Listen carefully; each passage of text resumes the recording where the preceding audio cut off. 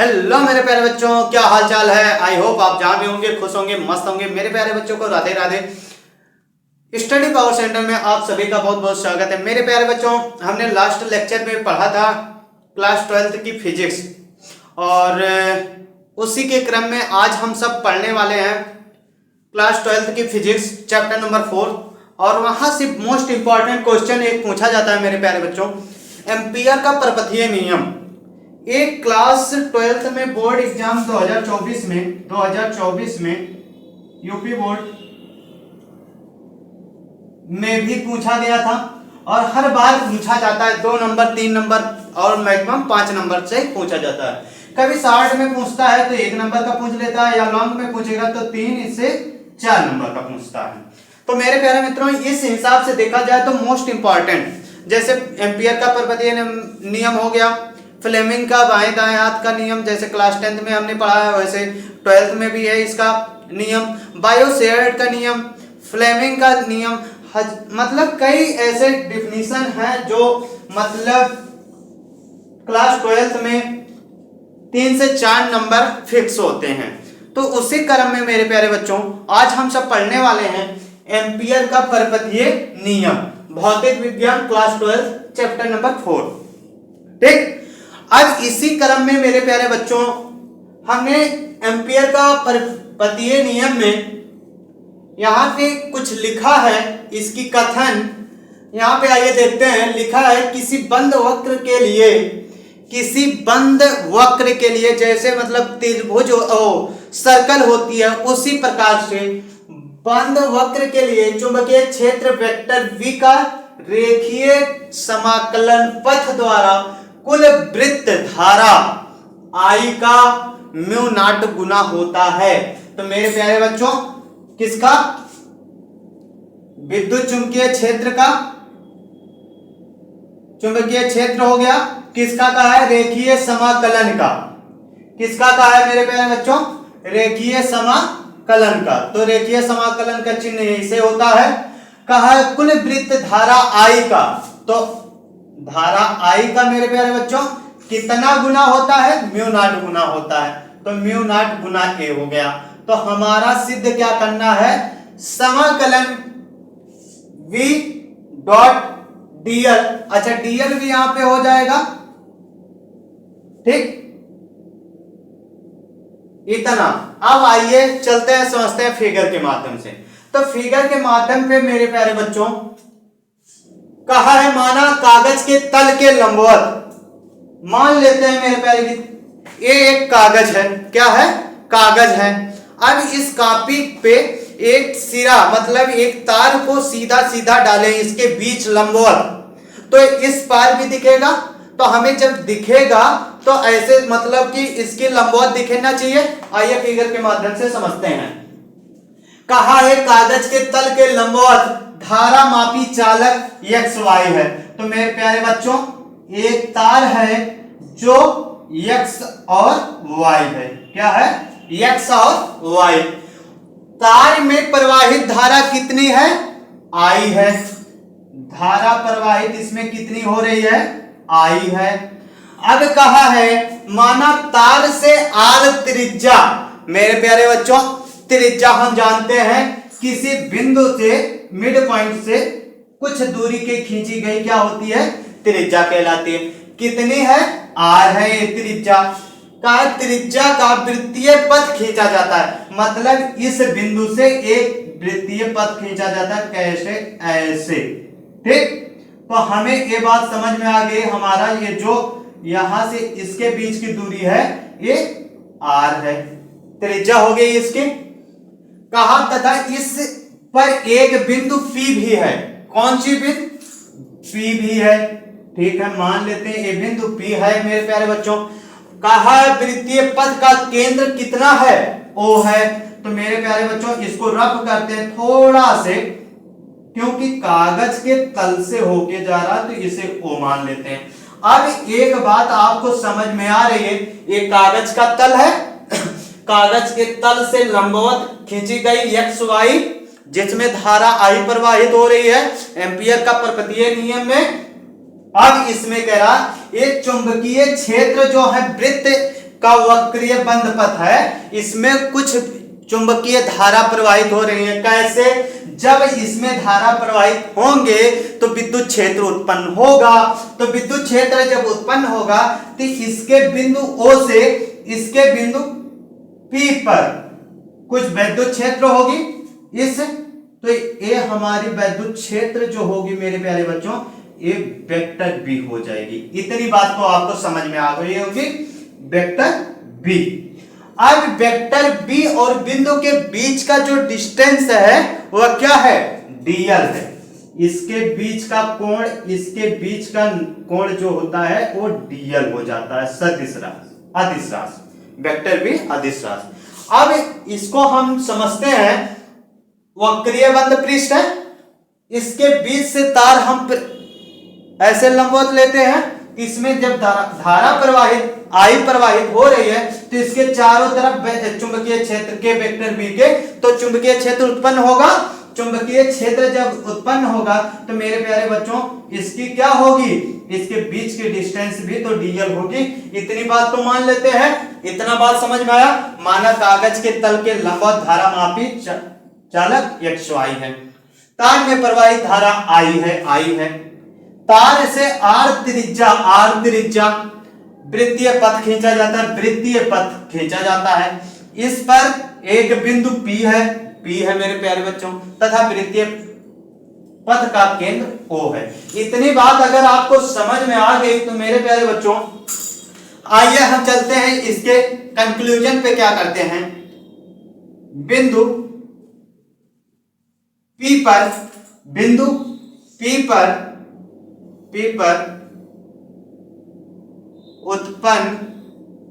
उत्पन्न चुंबकीय क्षेत्र की तीव्रता, क्या? क्षेत्र की तीव्रता मेरे प्यारे बच्चों, ठीक। तो क्या हो जाएगी चुंबकीय क्षेत्र की तीव्रता मेरे प्यारे बच्चों? अब यहाँ पे चुंबकीय क्षेत्र की तीव्रता, यहाँ बिंदु P से क्या हो रहा? अदिश राशि वेक्टर बी, इसके बीच की डीएल है। तो हमें कहा है वेक्टर बी म्यू नॉट धारा के I गुना हो जाती थी, तो हम क्या करेंगे? म्यू नॉट I इतना हो गया मेरे पे, सॉरी, अच्छा, म्यू नॉट अपन 2 पाई, इसके बीच क्या हो रही? धारा प्रवाहित हो रही है, तो I अपन R यही तो होगी।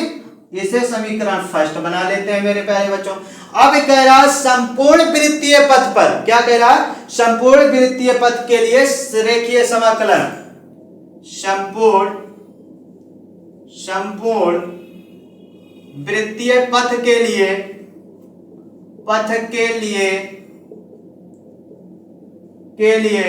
रेखीय समाकलन, क्या कह रहा? रेखीय समाकलन। तो रेखीय समाकलन करने पर मेरे प्यारे बच्चों क्या हो जाएगी? रेखीय समाकलन b डैश डॉट bl। अब मेरे प्यारे बच्चों इसके बीच का जो कोण होगा cos थीटा की वैल्यू कितनी हो जाती है? 0 हो जाती है। तो मेरे प्यारे बच्चों रेखीय समाकलन जब करते हैं dash dl cos theta degree. अच्छा, हमने एक फार्मूला पढ़ा था dot A dot B equal to बराबर cos dot AB cos theta, ठीक। तो इसकी वैल्यू थीटा बराबर कितनी हो जाती है? 0। तो इसकी रेखीय समाकलन निकालेंगे मेरे प्यारे बच्चों, कितनी आ जाएगी? इसकी रेखीय समाकलन निकालेंगे तो इसकी वैल्यू कितनी आ जाएगी? b डॉट dl, क्योंकि cos थीटा की वैल्यू कितनी हो गई? 0 हो गई। इतनी बात अगर आपको समझ में आ गई मेरे प्यारे बच्चों, क्योंकि देखिए ये 0 इसलिए हो रहा है, ये वेक्टर बी dl एक ही दिशा में है, जो धारा प्रवाहित हो रही है एक ही दिशा में है, तो इसलिए इसकी जो वैल्यू होगी यहाँ थीटा बराबर कर सकते हैं 0 और लिख भी सकते हैं वेक्टर बी तथा dl एक ही दिशा में है, इतना कर सकते हैं, दिशा में है। इतनी बात समझ में आ गई मेरे प्यारे बच्चों? अगर इतनी बात समझ में आपको आ गई, अब इसी का रेखीय समाकलन करते हैं और आगे चलते बढ़ते हैं। रेखीय समाकलन करने पे मेरे प्यारे बच्चों, अगर b की वैल्यू देखा जाए mu naught upon 2 pi I upon r, इतना हो गया। तो हम अगर इसकी वैल्यू रखते हैं, रेखीय समाकलन vector b into dl equal to बराबर v की वैल्यू मेरे प्यारे बच्चों अगर रखते हैं तो देखिए क्या हो जाता है। b की वैल्यू आपको समीकरण फर्स्ट से पता है, क्या हो जाएगी, mu naught upon 2 pi I upon r। अब dl का मेरे प्यारे बच्चों गुणा में कर देते हैं dl। इतना कर दिए तो मेरे प्यारे बच्चों को दिख रहा है कि नहीं दिख रहा है? कुछ कम दिख रहा है। ठीक, अब कुछ कम दिख रहा है तो मैं अपने प्यारे बच्चों के लिए कहां पे करूं, यहां पे कर दे रहा हूं, यहां पे। ठीक, मेरे प्यारे बच्चों फिगर को थोड़ा नीचे कर देते हैं, थोड़ा से फिगर को नीचे करते हैं। यही था फिगर, इसको रफ करते हैं। ये आर था, ये पी था, ये बी था, यहां बीच की डिस्टेंस डीएल थी, ए वाई थी, ए एक्स थी। यही था ना मेरे प्यारे बच्चों?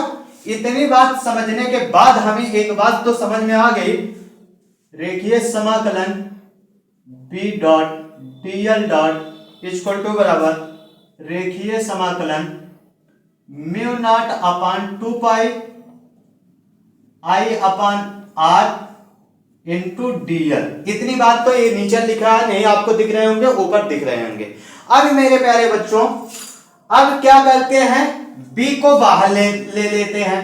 b को बाहर लेने पे मेरे प्यारे बच्चों mu naught upon 2 pi I upon are.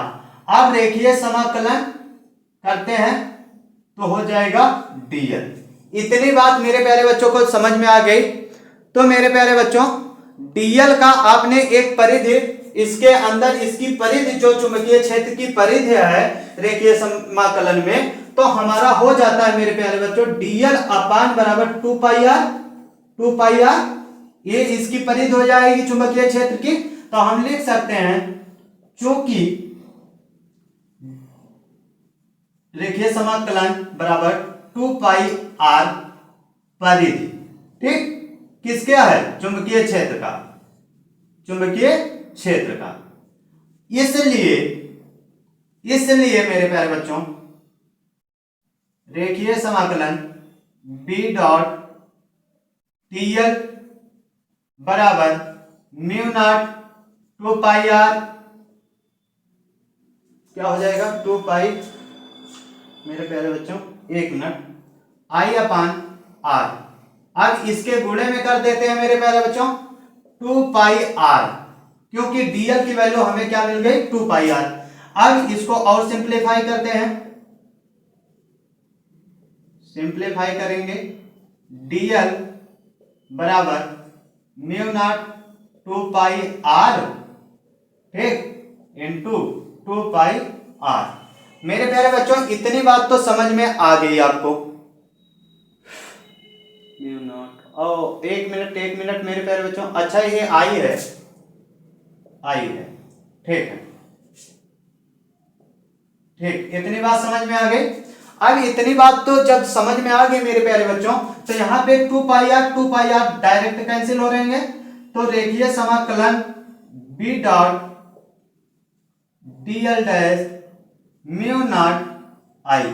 हमें चुंबकीय क्षेत्र में लाना क्या था, लाना तो यही था b dl म्यू नॉट आई। तो मेरे प्यारे बच्चों अगर इसकी वैल्यू की बात की जाए, हमें जो एम्पियर का पर्वतीय नियम मिला, ये मिला समाकलन b dot dl equal to बराबर म्यू नॉट आई। इसके किसके, वैद्युत क्षेत्र वृत्त धारा आई के म्यू नॉट गुना होती है, ठीक। वीडियो पसंद आए हो तो लाइक कर दें, शेयर कर दें और चैनल को पहली बार आए तो सब्सक्राइब जरूर कर दें मेरे प्यारे बच्चों। आज के लिए जय हिंद जय भारत। आगे नेक्स्ट वीडियो में मिलते हैं। बहुत बहुत धन्यवाद मेरे प्यारे बच्चों।